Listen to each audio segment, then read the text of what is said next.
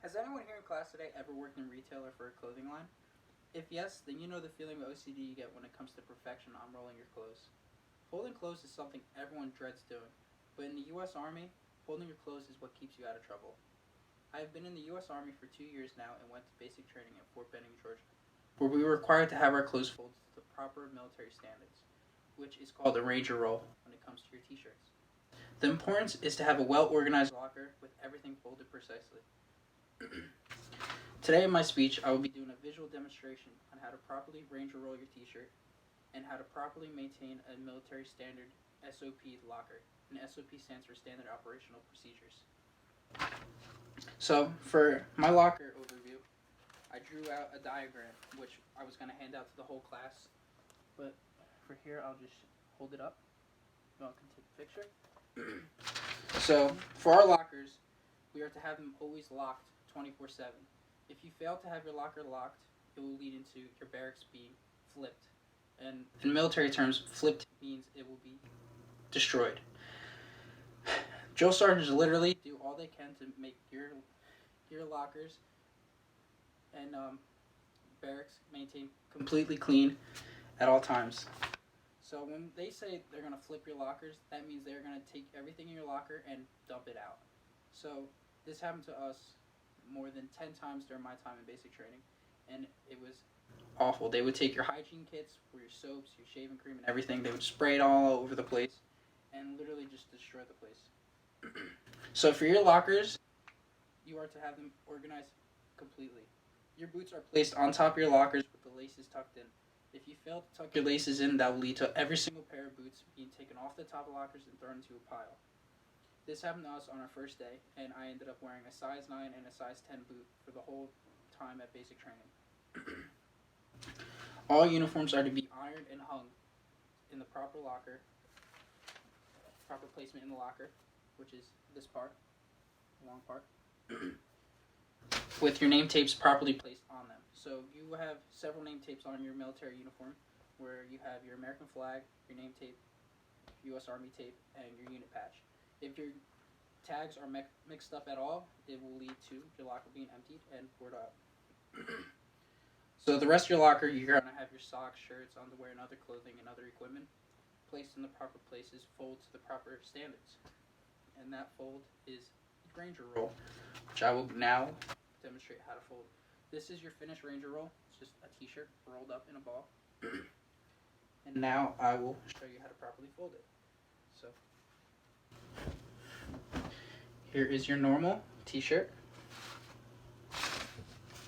You lay it out flat on the table, no papers, iron and clean as possible.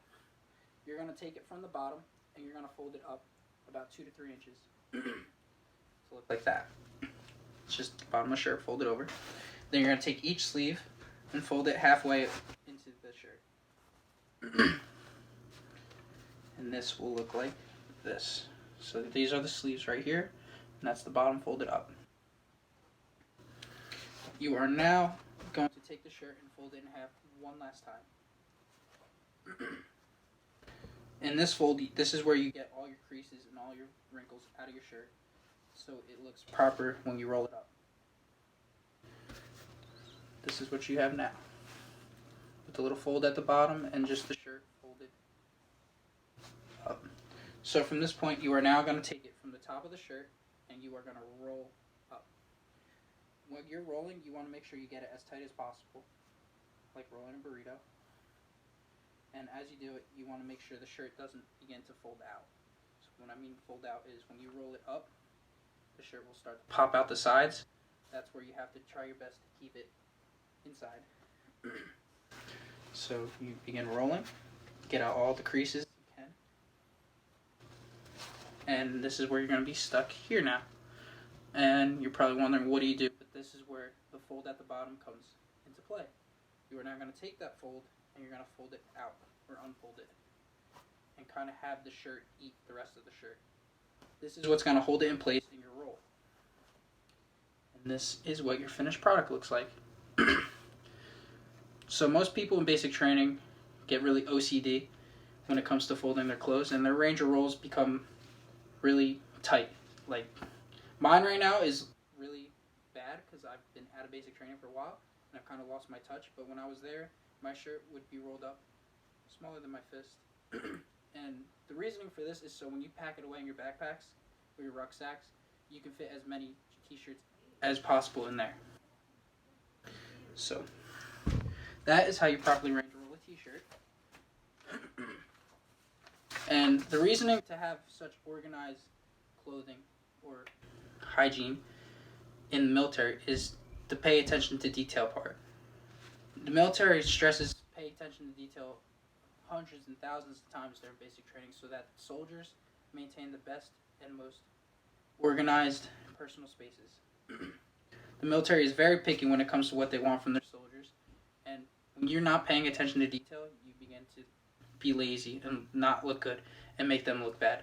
So for an example of paying attention to detail, when it comes to your shoelaces being tucked into your shoes, it's similar to seeing a tripwire. If you could point out that that soldier has the shoelaces falling out of his shoes, you will be able to pinpoint that tripwire and save lives. So the military is very picky on what they want from the soldiers, and they rag on us to be the most perfect people in the world. They always bring up the words pay attention to detail, and the reasoning for this is so that we pay attention enough so that those bootlaces do not turn into tripwires and kill soldiers.